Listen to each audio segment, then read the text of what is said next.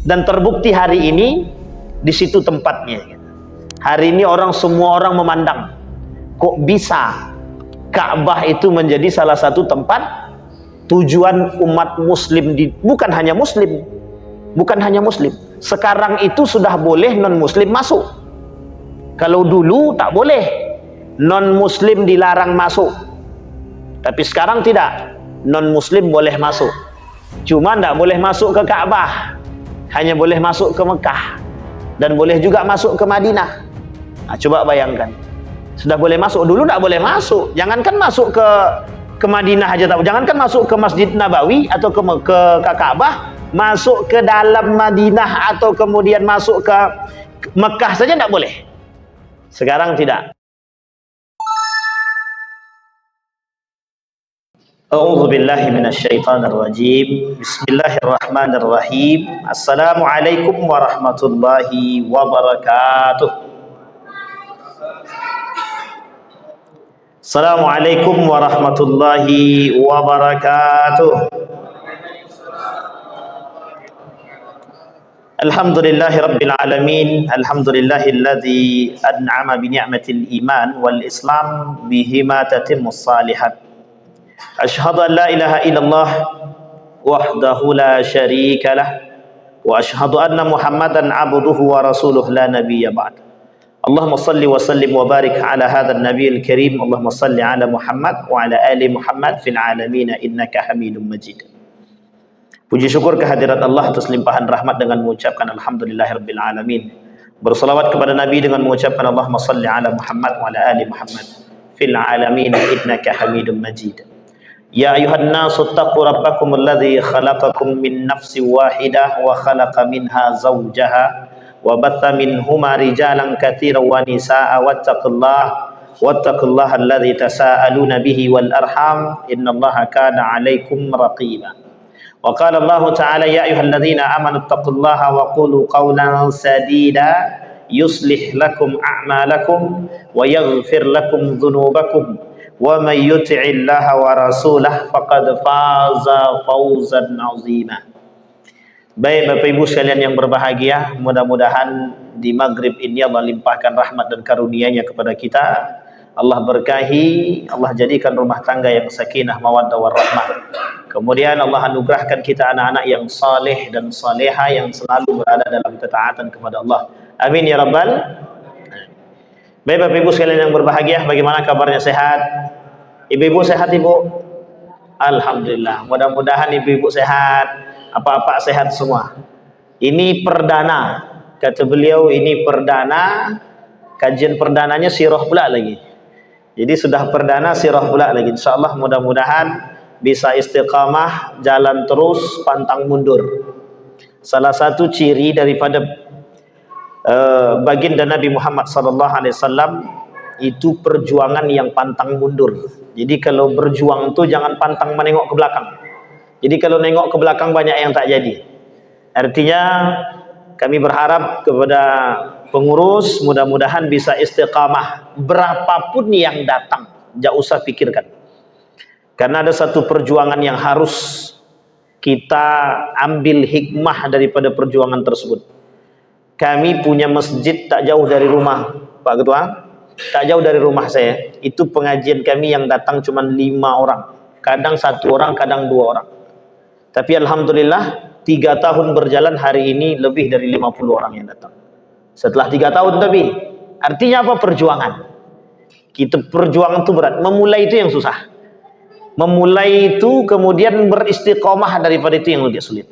Maka hari ini temanya adalah, bukan tema, judul kita adalah sirah. Sirah itu dia ada sirah, ada fiqhus sirah. Dia ada 2. Ada sirah, ada fikih sirah. Ada tentang perjalanan baginda Nabi, tentang kehidupan Nabi, tapi ada juga fikih sirah. Bagaimana kita mengambil dampak positif daripada sirah tersebut, perjalanan baginda Nabi Muhammad SAW. Tapi ada yang lain daripada itu.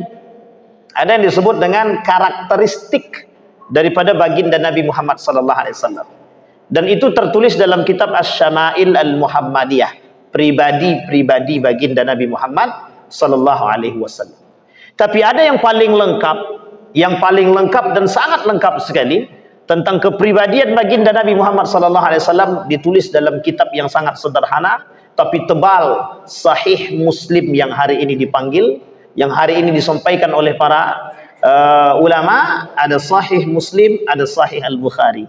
Itu juga bagian daripada apa yang disampaikan oleh baginda Nabi Muhammad sallallahu alaihi wasallam, baik dari perjalanan beliau. Hari ini saya bawa buku judulnya Ar-Rahiq Al-Makhtum.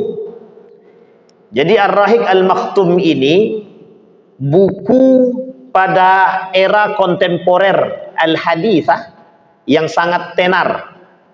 Yang ditulis bukan orang Arab. Yang nulis bukan orang Arab. Namanya Safiyur Rahman Al-Mubarakfuri. Ini Bapak Ibu boleh tanya kemana-mana, itu mesti orang akan jawab kitab sejarah yang kontemporer yang paling bisa dijadikan referensi. Pengarang kitabnya Safiyur Rahman Al-Mubarakfuri. Nama lengkapnya Safiyur Rahman bin Abdullah bin Muhammad Akbar bin Muhammad Ali bin Abdul Mun'im bin Faqirullah Al-Mubarakfuri Al-A'zami. Beliau lahir di Mubarakfur. Bapak Ibu kalau berangkat ke India, itu ada nama salah satu daerah yang juga mencetak ulama-ulama. Dulu itu India itu tempat pencetak ulama. Salah satu nama ulama yang sangat terkenal itu selain daripada Syekh Al-Mubarakfuri, ada nama lain, Najjar. Ada namanya Abdul Najjar, juga termasuk ulama besar dari kalangan mazhab Imam Malik. Bapak Ibu sekalian yang berbahagia. Nah, beliau menuliskan buku sejarah, judulnya Sirah Nabawiyah. Judul bahasanya dalam bahasa Arab kitab ini disebut dengan Ar-Rahiq Al-Makhtum. Jadi kitab yang mempelajari tentang sirah Nabawi. Tapi adakah kitab-kitab yang lain yang mempelajari tentang sirah Nabawi? Banyak. Kita ambil contoh misalkan kitab Tarikh Ibnu Hisham. Namanya Tarikh Ibnu Hisham. Kemudian ada kitab yang lain banyak. Ada kitabnya Syekh Ramadan Al-Buti. Dia berbicara tentang fikih sirah. Lebih tebal daripada Syekh Mubarakfuri. Karena dia ada penggalan-penggalan, ada fikih-fikihnya, ada bagaimana cara mengambilnya. Nah, sampai di sini paham ya Bapak Ibu ya? Ini perjalanan, ini yang disebut dengan sirah. Kenapa ini perlu diangkat? Bapak Ibu sekalian yang berbahagia, kenapa pelajaran sirah ini penting? Saya ingin sampaikan dulu. Dulu ada pelajaran sejarah kebudayaan Islam, SKI namanya. Ada juga kemudian pelajaran sebelum SKI itu namanya Sejarah Peradaban Islam, SPI. Ada juga namanya Sejarah Islam. Bapak Ibu sekalian yang berbahagia, pelajaran-pelajaran ini itu hanya bagian kecil daripada sejarah. Kalau di pesantren itu ada buku kecil, tipis tentang Nabi Muhammad. Judul bukunya Nurul Yakin. Khulasatu Nurul Yakin. Tentang Nabi Muhammad juga berbicara, tipis. Saya rencana mau pakai itu tadi, tapi tipis sekali. Dan saya belum dapatkan terjemahannya. Dan itu tipis, enak, lebih ringkas. Tapi karena ringkas kita tak terlalu banyak mengetahui tentang hal-hal yang tersembunyi daripada sirah. Baik, sampai di sini Bapak Ibu. Kita akan pakai buku ini untuk sirah Nabawiyah, tapi nanti insya Allah akan saya tambah dengan buku-buku yang lain termasuk Ibnu Hisham, Ibnu Ishaq dan lain sebagainya. Dalam bab yang pertama dalam kitab ini itu berbicara tentang bangsa Arab, posisi bangsa Arab dan kaumnya. Sebelum kita sampai ke sana, perlu Bapak Ibu pahami bangsa Arab ini dia punya agama tiga agamanya. Agama yang pertama paganisme. Ini agama dari dulu, paganisme. Paganisme itu menyembah patung, berhala. Nanti kalau sudah capek mereka menyembah berhala itu, dihancurkannya berhala itu, dibuatnya yang baru. Ini yang terjadi. Jadi orang-orang Arab itu paling senang inovasi dalam patung. Kita ambil contoh sejarah Nabi Musa dan Nabi Harun. Ketika mereka selesai dari pengejaran Fir'aun, kemudian dibawa oleh Nabi Musa. Ketika itu Nabi Musa naik ke atas untuk mengambil sahifah. Dalam isi sahifah tersebut ada tauhid tentang keimanan kepada Allah. Naik ke atas lebih kurang 1 bulan perjalanan. Perjalanan maksudnya itu turun ke bawahnya balik. Jadi dari naik ke atas sampai di atas lama, baru turun sekitar 1 bulanan kata para ulama. Setelah dia turun, kemudian umat yang tadi sudah ikut menyembah Allah karena selamat dari Nabi Musa tadi, ditinggalkan bersama Nabi Harun. Nabi Harun ini termasuk orang yang lembut. Dia tak banyak cakap. Dia selalu dibantah oleh orang-orang masyarakat yang mengikuti. Apa kata mereka? Kami bosan tidak punya Tuhan, gitu. Padahal Tuhannya sudah disampaikan oleh Nabi Musa. Kenapa Nabi Musa ini digandeng dengan Nabi Harun? Ada alasan. Nabi Harun pandai berkomunikasi, Nabi Musa tak pandai berkomunikasi. Singkat cerita, turun Nabi Musa dari atas. Setelah mendapatkan perintah dari Allah tentang ketauhidan, kemudian ketika turun, dilihatnya masyarakatnya, kemudian penduduknya sudah menyembah binatang. Jadi dibuatnya berhala hewan, itu yang disembah. Tapi uniknya ketika itu, mereka bekerja sama dengan syaitan, sehingga patung tersebut bisa berbicara. Bayangkan, ketika mereka bosan, mereka buat patung. Dan ketika mereka sudah bosan dengan patung tersebut, mereka hancurkan, kemudian mereka bangun lagi yang baru. Itu yang terjadi. Sehingga murka Nabi Musa alaihissalam. Kembali kepada tadi, itu corak daripada bangsa Arab. Nah, bangsa Arab ini, mereka paganisme yang pertama, yang suka menyembah patung, berhala dan lain sebagainya. Matahari, hewan. Makanya Bapak Ibu kalau tengok Ka'bah, itu di sekeliling Ka'bah itu dulu, sebelum baginda Nabi Muhammad SAW dibaiat menjadi Nabi, itu sekeliling Ka'bah itu semuanya berhala. Terserah berhalanya apapun. Kalau udah capek mereka hancurkan. Nanti pas lagi masa hari raya mereka bangun balik. Setelah dibangun, barulah kemudian bosan, hancur lagi. Begitu terus. Sekeliling Ka'bah. Maka menjadi sebuah tradisi bagi orang-orang Arab dahulu. Namanya Arab Ba'idah. Apa kata mereka? Itu menjadi sebuah tradisi. Tradisi kami adalah menyembah patung. Sehingga melekat. Sangat melekat bagi mereka. Ketika baginda Nabi Muhammad SAW datang untuk kemudian membawa satu agama yang baru, otomatis sesuatu yang sudah melekat pada diri itu sangat sulit untuk dihilangkan. Sangat sulit. Baik. Posisi bangsa Arab ketika itu sebelum baginda Nabi Muhammad SAW datang. Apa ketika itu posisi bangsa Arab? Arab itu diartikan sebagai padang pasir, tandus. Jadi kalau ibu naik, Bapak Ibu berangkat umrah, kalau kita berangkatnya dari Malaysia, nanti mendekat Jeddah itu belum masuk ke Jeddah lagi, tapi sudah mendekat. Itu nanti kita akan ditunjukkan dengan pemandangan yang indah. Kalau kita sampainya di siang hari, itu akan kelihatan indahnya padang pasir itu. Nampak tuh padang tandus tuh, panas padang pasir tersebut. Dan itu bagaimana dulu baginda Nabi Muhammad SAW itu ketika dia berjalan itu di padang pasir yang begitu. Dan itu menjadi sebuah kebiasaan orang Arab. Dan ada kebiasaan orang Arab itu yang Allah tulis di dalam Al-Quran ketika mereka berangkat pergi perdagangan. Ketika musim semi dan ketika rihlatas syita'i was saif. Ketika pada musim semi, kemudian musim gugur, itu mereka pergi berdagang, keluar daerah untuk berdagang. Itu kebiasaan orang Arab. Jadi orang Arab itu punya kebiasaan, salah satunya adalah berdagang. Kapan berdagangnya? Di musim itu tadi.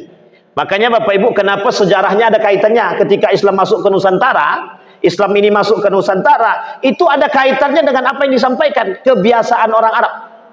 Orang Arab ini punya kebiasaan keluar berdagang itu tidak mau di dalam Mekah itu.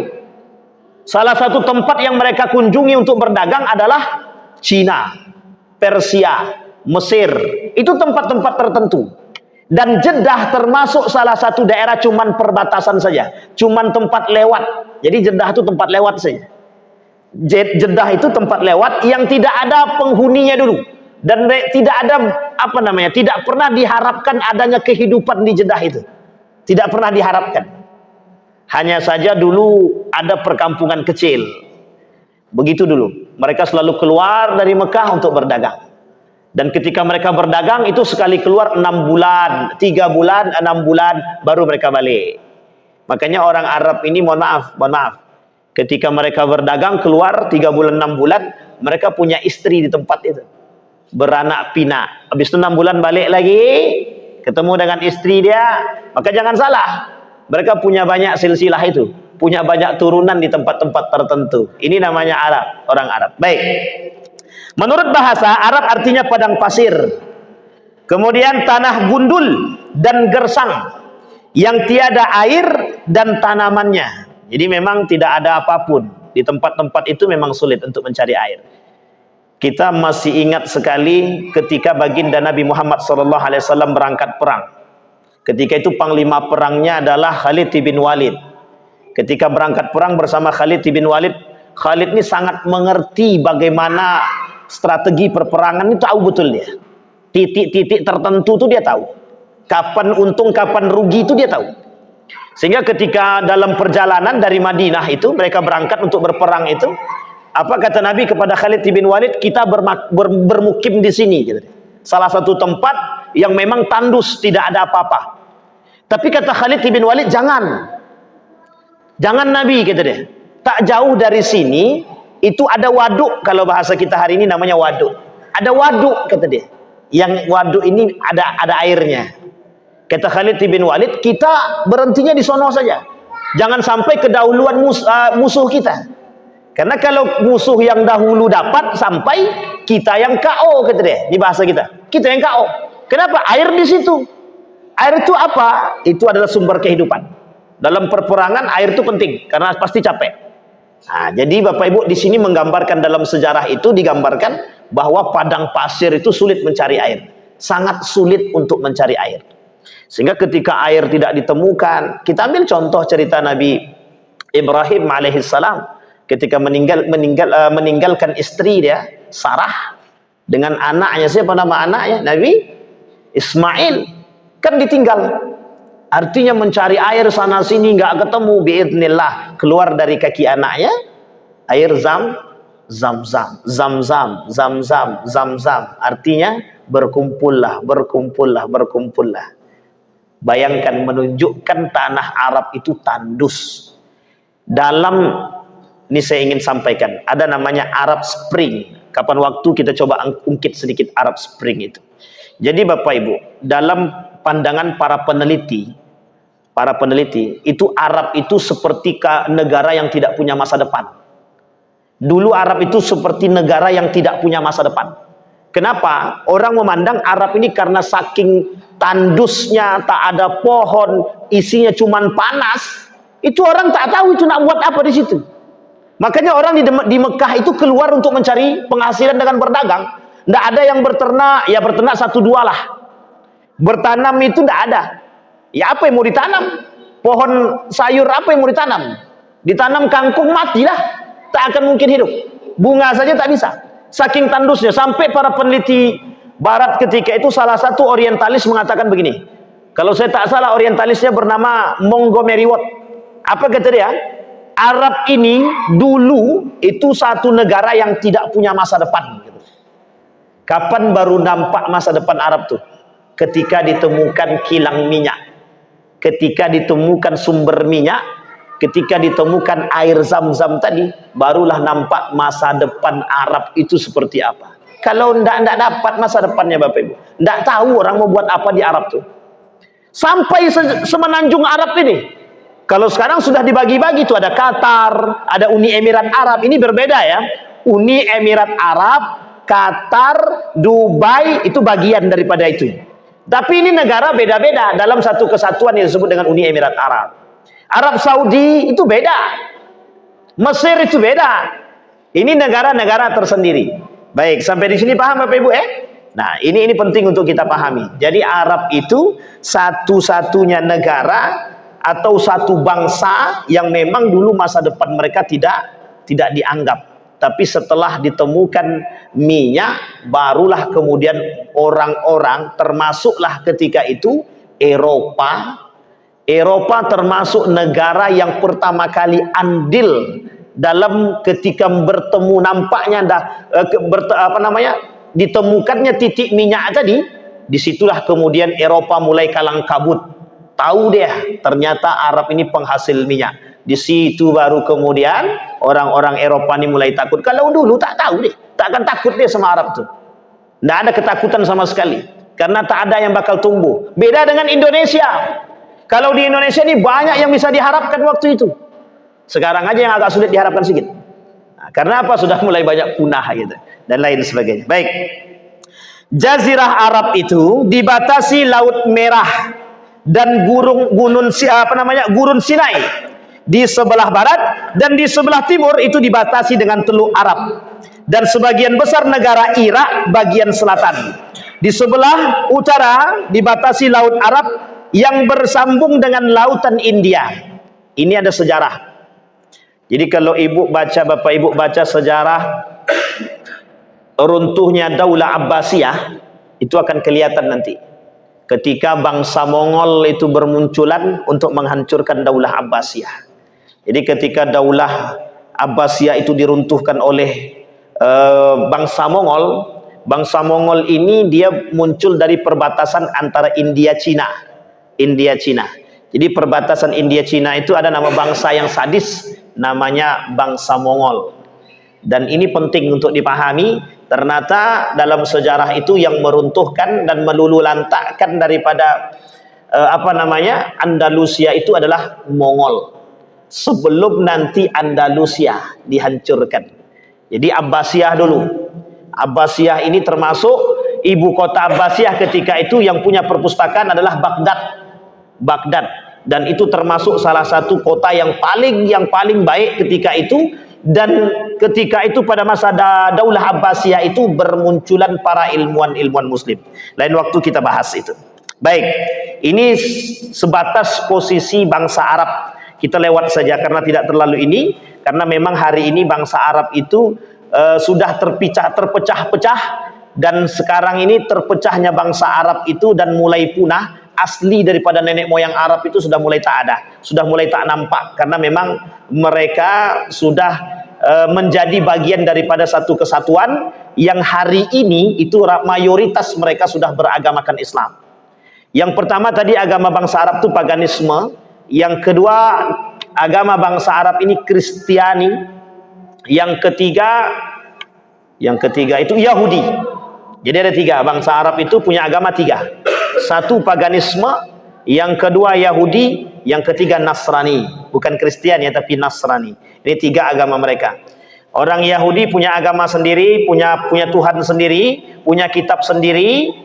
Kemudian orang Nasrani punya kitab sendiri yang dikembalikan kepada kitabnya nenek moyang mereka, yang disebut apa nama kitab Nasrani Bapak Ibu? Kitabnya apa Bapak Ibu? Injil. Nah, ini penting untuk dipahami, kitab ini Injil. Dan kitab Injil itu yang selalu mereka pegang dulu. Dari dulu sampai sekarang. Hanya saja Allah sudah katakan di dalam Al-Quran itu, nanti selain daripada Al-Quran itu, semua kitab itu akan berubah. Nah, itu Al-Quran sudah katakan. Jadi nanti kitab-kitab itu selain daripada Al-Quran, itu sudah berubah. Dan diubah oleh tangan manusia. Saya ada buku judulnya, judul bukunya agak sedikit sensitif lah. Judul bukunya Alkitab yang sudah dirubah gitu. Nah, itu banyak sejarah. Baik. Kaum-kaum bangsa Arab. Apa saja kaum-kaum bangsa Arab ketika itu? Ditilik dari sejarah, keturunan kecil dari cikal bakal daripada sejarawan membagi paling tidak kaum-kaum bangsa Arab tersebut menjadi tiga bagian. Yang pertama namanya Arab Ba'idah, yaitu kaum-kaum Arab terdahulu yang sejarahnya tidak bisa dilacak secara rinci dan komplit, seperti kaum Ad. Itu tidak bisa dilacak tuh, karena kapan waktu sudah dimusnahkan oleh Allah. Kaum Tsamud, Itu juga tidak bisa Bapak Ibu, itu juga sudah dibasmi, sudah dihancurkan oleh Allah, sulit melacaknya. Bahkan ada sebagian mengatakan dalam riwayat yang lain itu, dalam buku Arab Spring itu bahkan dikatakan saking tidak bisanya melacak itu, karena tidak nampak generasi mereka ketika dihancurkan itu. Memang ada yang mengikuti para nabi tersebut, tapi sudah banyak yang dihabiskan oleh Allah. Bahkan tertulis di dalam Al-Quran itu ada beberapa kaum atau bangsa yang dimusnahkan oleh Allah. Kelak kita coba kaitkan bangsa mana saja yang dimusnahkan oleh Allah. Salah satu diantaranya adalah kaum Ad, yang kedua kaum Tsamud. Kemudian yang ketiga dari Arab al-Ba'idah tadi ada namanya kaum Tasem. Namanya kaum Tasem. Ada namanya kaum Jadis, ada namanya kaum Imlak dan lain sebagainya. Ini banyak nama-nama kaum lah ya. Ini kalau kita kaji nama kaum, ini sampai 2 tahun kita tak selesai ini kaji sirah nih. Karena memang panjang. Inilah namanya sejarah. Entah kapan sampainya kita sirah Nabawiyahnya, yang jelas kita sampai sirah Arabnya dulu. Yang kemudian yang kedua, dia tadi kata sejarawan ada 3. Satu Arab Ba'idah. Yang ketiga ada namanya Arab Al-Aribah. Apa namanya Arab Al-Aribah itu? Yaitu kaum-kaum Arab yang berasal dari keturunan Ya'rub, atau disebut dengan Yasjub bin Qahtan, atau disebut pula Arab Qahtaniyah. Arab Qahtaniyah. Jadi Arab Qahtaniyah ini, nanti Bapak Ibu pernah mendengar nama sahabat Nabi yang bernama Qahtan. Itu diambil dari salah satu daerah yang ada di Arab, dari bangsa Arab, dan para sahabat Nabi ada yang berasal dari situ, mereka disebut dengan Qahtani. Nanti kalau Bapak Ibu melihat ada sahabat Nabi, ada kemudian para tabi'in yang bernama Qahtani, berarti dia berasal dari kabilah itu, dia berasal dari bangsa itu. Meskipun tidak bisa dilacak secara sejarah, memang berat untuk melacak ke atas itu karena mereka sudah lama. Arab ini itu sudah ada sebelum lahirnya baginda Nabi Muhammad SAW. Maka sebenarnya melacaknya itu apakah mereka ini keturunan Nabi Adam alaihissalam, itu kalau dirunut dari mana asalnya itu panjang sekali. Nanti Bapak Ibu bisa temukan kepada titik temunya ada di Nabi Nuh alaihissalam. Nabi Nuh alaihissalam. Nanti titik temunya di situ. Karena pada masa Nabi Nuh itu dihabiskan semua. Sehingga yang tersisa yang berpasangan itulah yang kemudian dilepaskan oleh Nabi Nuh, ada yang membuat tempat di mana-mana. Termasuk pada masa Nabi Yakub juga begitu. Nabi Yakub alaihissalam dan lain sebagainya. Kemudian yang ketiga, bagian yang ketiga namanya Arab Al-Musta'rabah. Namanya Arab Al-Musta'rabah, yaitu kaum-kaum Arab yang berasal dari keturunan Ismail. Ismail alaihissalam, yang disebut pula Arab Adnaniyah. Arab Adnaniyah. Sekarang keturunan Nabi kita ambil dulu. Nabi Ibrahim punya dua istri mesti. Berapa anak punya? Yang jadi nabi berapa anak? 2. Kedua-duanya jadi nabi. Dari istri pertama jadi nabi, dari istri kedua jadi nabi. Sekarang yang terkenal dulu, yang paling masyhur ceritanya, siapa namanya? Nabi Ismail. Nabi Ibrahim punya anak namanya Ismail. Dari siapa istrinya Bapak Ibu? Siapa namanya Bu, Bapak Ibu? Nabi Ismail punya ibu namanya siapa? Siti. Tahu pula adik-adik itu lagi kan? Ini masalah kita hari ini tuh. Siti Tapi kalau ditanya Sule itu anak siapa Bu? Itu tahu semua itu. Andre tahu. Tapi kalau tanya Nabi, hilang cerita kita sekarang. Jadi Bapak Ibu, hari ini itu kita sengaja dibuat kabur dengan sejarah. Nanti Bapak Ibu tahu di mana titik-titik sejarah sambil saya sampaikan, sambil nanti saya sebutkan di mana mereka menghilangkan sejarah-sejarah tersebut. Jadi pasca runtuhnya Turki Utsmani itu kita tidak boleh belajar sejarah lagi. Kita tidak boleh belajar sejarah. Oleh kaum orientalis itu sudah dirubah-rubah, termasuk sejarah ini Pak, termasuk sirah Nabawiyah. Itu ada namanya buku namanya The Golden Age of Islam namanya. Golden Age of Islam. Pengarangnya Montgomery Watt. Dia pengkritik salah satu sejarawan Islam terbaik. Namanya Ibnu Hisham dan Ibnu Ishaq. Beliau kritik habis-habisan. Sehingga yang terjadi apa? Banyak kabur kita dengan sejarah itu Pak. Banyak. Sehingga yang bermunculan itu bukan sejarah yang original. Tapi sejarah-sejarah yang muncul dari Israiliyat namanya. Jadi ada namanya Israiliyat. Artinya apa? Sejarah-sejarah, hadis-hadis Nabi yang dibangun atas dasar pemikiran orang-orang Israel. Oh, coba bayangkan Pak. Itu serius itu mereka buat begitu. Kenapa kok serius? Agar mereka mengkaburkan pandangan kita terhadap agama. Itu serius. Makanya kita kalau tak belajar sejarah tak serius, itu kita dibodohi orang itu. Kita ambil contoh ya. Contoh kebodohan yang nyata itu. Ketika kita ditanyakan ditanya oleh di dalam buku sejarah itu berapa jumlah nabi? Kita belajar Pak dari kecil Pak sampai sekarang. Itu jumlah nabi 25. Padahal berapa jumlah nabi Pak? Ada yang tahu Pak? Jumlah nabi berapa Pak? 25.000. Ada yang mengatakan 250.000. Itu jumlah nabi. Yang kita paham 25. Bayangkan jauh jaraknya 250.000 jaraknya dengan 25. Berapa jumlah malaikat Pak? Yang kita pahami berapa? 10. Padahal ribuan Pak. Jumlah malaikat itu ratusan ribu jumlah malaikat. Ada namanya Nabi Syed. Ada namanya Nabi Sa'. Dan itu saya kira kita belum pernah dengar itu. Coba seriusnya mereka merubah kita. Ada lagi, ada dalam kitab Israiliyat itu salah satunya tentang Israel. Siapa yang tahu tentang Israel Pak? Boleh Bapak cek dalam sejarah manapun.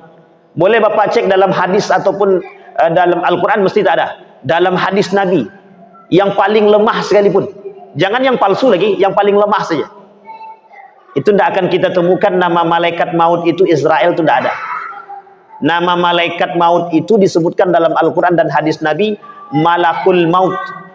Namanya Malakul Maut. Saking seriusnya. Dan ternyata Bapak Ibu yang menggerogoti kita dalam sejarah itu bukan satu dua. Bukan hanya kaum orientalis. Ada kaum lain yang kemudian ikut merusak sejarah. Namanya Syiah. Apa namanya Bapak Ibu? Kapan-kapan lah kita cari itu Bapak Ibu. Baik, ini kalau kaji itu tak selesai kita. Kembali. Nah, Nabi Ibrahim punya anak 2, punya istri juga 2. Istri satu yang pertama Siti Hajar, yang kedua Siti Sarah. 2 istrinya, punya anak juga. Yang pertama anaknya Nabi Ismail, yang kedua Nabi Ishak. Kedua-duanya jadi nabi. Sekarang pertanyaannya Nabi Muhammad dari jalur mana? Dah lupa kita kan. Nabi Muhammad dari jalur mana Pak? Ismail apa Ishak? Ishak, Yakub, Yusuf, Ayub itu dah mesti bukan Muhammad. Karena setelah Nabi Ismail itu tidak ada lagi nabi. Jadi membedakannya cuma itu saja. Kalau ragu antara Ismail dengan Ishak, tengok saja Ishak punya anak Yakub. Yakub nanti punya anak nabi juga namanya Yusuf. Sampai turun ke bawah. Terakhir Nabi Isa alaihissalam. Kemudian dari Nabi Ismail tidak ada nabi. Tidak ada nabi kecuali kelak terakhir baginda Nabi Muhammad sallallahu alaihi wasallam. Baik. Nah, disinilah Bapak Ibu jalur yang disebut dengan Adnaniyah, salah satu suku daripada bangsa Arab yang sangat terkenal ketika itu disebut dengan Adnaniyah. Dari suku Adnan. Jadi ada namanya kepala suku dari salah satu suku Arab itu namanya Adnan. Dan dia terkenal cicit daripada Nabi Ismail. Maka kelak itu menjadi salah satu panggilan dalam satu suku itu disebut dengan Adnaniyah. Apa namanya Bapak Ibu? Adnaniyah. Aman Bapak Ibu? Ibu-ibu aman? Disuruh menghafal aman?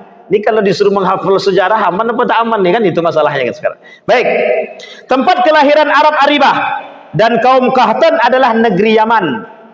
Jadi nanti Bapak Ibu ada namanya Arab Al-Aribah dan kemudian Arab Qahtaniyah, itu mereka berasal dari sekarang ini itu disebut dengan kotanya kota Yaman. Berarti Hadrami dan Posat? Ya enggak juga. Tidak juga. Hadrami itu baru muncul saja. Hadrami itu baru muncul. Ini Nabi Muhammad belum lahir. Karena ini masih jauh sekali, masih jauh. Pasca setelah Nabi Ismail atau Ishak, Yakub, Yusuf, Ayub kelak sampai di Mesir, kemudian Ismail sampai nanti jalurnya Saudi Arabia. Jadi beda. Mesir jalurnya mereka nanti Mesir. Salah satunya Mesir, kemudian Palestina itu bagian daripada keturunan Nabi Ishak. Jadi nanti Nabi Ishak itu keturunan Nabi Ishak ini itu nanti kalau nanti mereka tidak di Mesir, itu biasanya ada di Palestina. Jadi Palestina Mesir itu tempat pegangan para nabi-nabi setelah Nabi Ishak alaihissalam. Nah, sementara Nabi Ismail itu nanti jajaran ke bawahnya itu tidak ditemukan kecuali bagian-bagian lain daripada bangsa Arab. Masuklah kelak ketika itu Saudi Arabia yang menjadi satu fokus yang menjadi perhatian oleh dunia kelak dengan bermunculannya perhatian terhadap Ka'bah. Itu saja. Kalau tak ada Ka'bah, Mekah tak ada. Kalau tak ada Ka'bah, tapi kan tak mungkin karena sudah terjadi, sudah diberikan Ka'bah. Salah satu menjadi nilai utama oleh bangsa Arab ketika itu, semua bangsa Arab termasuk salah satunya Yaman, Ethiopia atau Habasyah, itu merujuk melihat salah satu titik di Saudi Arabia itu yang disebut kelak menjadi kota Mekah tadi. Itu dia. Nah, itu semua mata memandang. Dan itu diprediksi oleh beberapa para pemikir sejarah itu. Ternyata ulama-ulama terdahulu mengatakan bahwa pandangan orang-orang Arab terhadap Ka'bah ini itu sudah dari dulu. Bakal menjadi pusat perdagangan, bakal menjadi pusat utama dunia. Dan terbukti hari ini di situ tempatnya. Hari ini semua orang memandang. Kok bisa Ka'bah itu menjadi salah satu tempat tujuan umat muslim bukan hanya muslim. Sekarang itu sudah boleh non muslim masuk. Kalau dulu tak boleh, non muslim dilarang masuk. Tapi sekarang tidak, non muslim boleh masuk. Cuma tidak boleh masuk ke Ka'bah, hanya boleh masuk ke Mekah dan boleh juga masuk ke Madinah. Nah, coba bayangkan. Sudah boleh masuk, dulu tidak boleh masuk. Jangankan masuk ke Madinah aja, jangankan masuk ke Masjid Nabawi atau ke Ka'bah, masuk ke dalam Madinah atau kemudian masuk ke Mekah saja tidak boleh. Sekarang tidak. Kami berangkat tahun 2000, terakhir 2023, akhir Oktober kalau saya tak salah, itu banyak sekali non muslim masuk itu. Masuk ke Madinah itu banyak. Bahkan lewat di depan kami itu sempat divideokan oleh salah satu pengurus travel itu, divideokan kemudian diviralkan itu. Banyak sekali non muslim. Kalau dulu tidak boleh, Pak. Kita masuk keluar kita dari bandara Madinah itu tertulis besar. Non muslim tidak boleh masuk. Orang kafir tak boleh masuk. Nah, kalau sekarang tidak, sekarang sudah dibolehkan. Sudah keluar namanya hak-hak visa multiple itu ziarah namanya, visa ziarah untuk mereka yang non muslim boleh masuk. Baik. Kemudian dari Yaman, jadi Qahtan dan Al-Aribah ini berasal dari Yaman, yang hari ini keturunan daripada negara Yaman, lalu berkembang menjadi beberapa kabilah dan suku. Yang dikenal adalah dua kabilah. Yang pertama kabilah Himyar, yang kedua kabilah Kahlan, yang terdiri dari beberapa suku terkenal, yaitu Zaid al-Jumhur, kemudian Quda'ah dan Sakasik. Ini belum terlalu familiar di telinga kita Bapak Ibu, suku-suku seperti ini, karena memang sekarang ini sudah tak ada lagi. Kalau bahasa kita ini suku Sakai, suku-suku pedalaman, itu sekarang sudah tak ada. Hanya saja Bapak Ibu, hari ini di beberapa daerah terpencil di kota Yaman itu ada suku-suku yang memang mereka belum mengenal yang disebut dengan kota. Jadi mereka masih belum pernah datang ke kota. Mereka masuk dalam bagian itu yang disebut dengan orang-orang yang kalau bahasa kita namanya badui. Badui. Nanti kelak ada namanya di Arab itu, di Saudi Arabia itu, kalau Bapak datang nanti agak jauh, sekitar perjalanan 6 jam itu ke arah Riyadh. Nanti ke arah Riyadh itu ada daerah yang sangat terpencil, dan mereka itu kota yang belum pernah datang, maksudnya begini, belum terjamah oleh kota, oleh pemerintah. Mereka disebut dengan suku Badui, yang dulu pernah tinggal di kota Madinah, tapi karena terusir dan terasingkan sehingga mereka pergi, pindah tempat jauh sekali, yang disebut dengan suku Badui. Oke Bapak Ibu ya, baik. Ini sampai jam berapa? Sudah selesai? Sampai azan ya? Baik. Maksudnya? Oh gitu, sampai azan, sholat, habis itu lanjut lagi. Oh mantap. Nggak, maksud saya azan, kemudian azan jam berapa di sini? Oh sudah masuk ya? Oke. Biasanya di beberapa tempat itu ketika sudah masuk mereka masih jalan. Setelah itu mereka langsung azan, kemudian langsung qomat begitu. Nah, kita lewat sedikit lah, nak, sedikit aja. Nggak apa-apa kan Pak? Pak Ketua aman ya?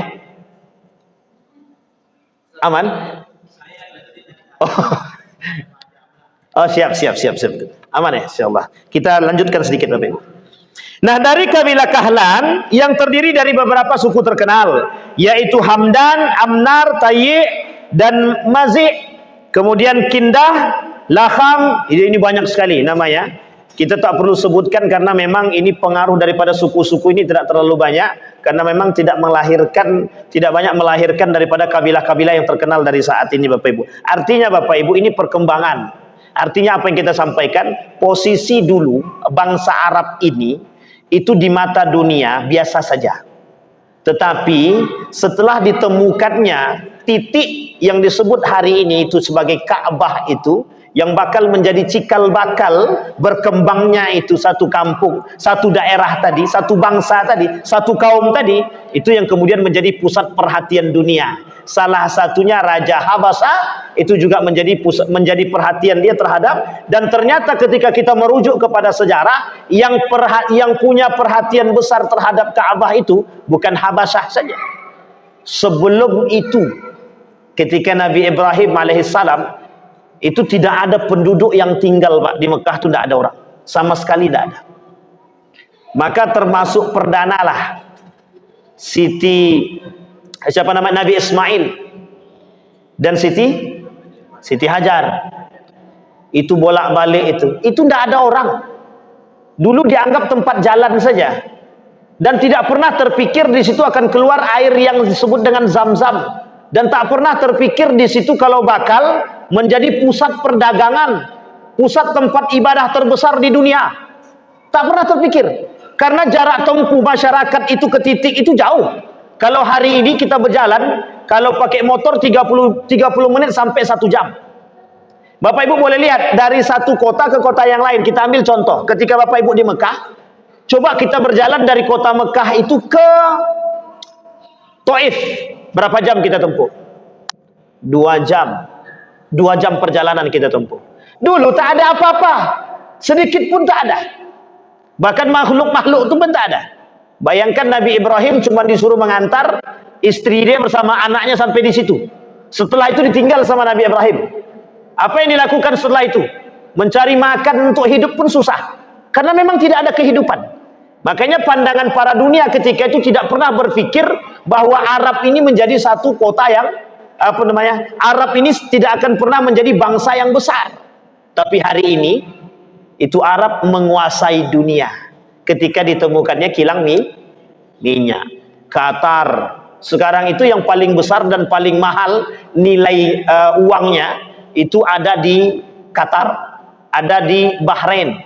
Bapak Ibu kalau tahu Bahrain itu 1 rial Bahrain, bukan Bahrain, Oman. 1 rial Oman itu sama dengan 40.000. 1 dinarnya Qatar itu sama dengan bernilai 40.000. Pertanyaannya adalah, mata uang mana yang sama dengan itu sekarang? Tidak ada. Saking kayanya. Makanya Bapak Ibu lihat sekarang perkembangan Arab itu seperti apa ketika ditemukannya dulu tak tahu mereka. Makanya mereka berdagang dari satu daerah ke daerah yang lain. Mereka bawa anak istrinya, ada yang ditinggalkannya, tapi kemudian mereka melaksanakan, mohon maaf, mereka melakukan nikah, bukan nikah mut'ah ya, tapi sampai ke salah satu daerah, ke Cina, mereka nikah. Ketika sampai ke Mesir, mereka nikah. Itu banyak keturunan mereka itu. Sehingga Bapak Ibu sekalian yang berbahagia, kenapa kita perlu tahu bangsa Arab ini? Dulu bangsa Arab itu bukan hal yang mulia. Hari ini Bapak Ibu, bangsa Arab itu adalah bangsa yang mulia. Kenapa kita katakan mulia? Hari ini satu sisi, itu menjadi pusat perhatian dunia. Hari ini, itu menjadi pusat perhatian seluruh agama. Yang kelak agama itu juga muncul, mohon maaf, dari nenek moyang mereka. Yang dahulu, itu muncul agama tersebut dari nenek moyang mereka.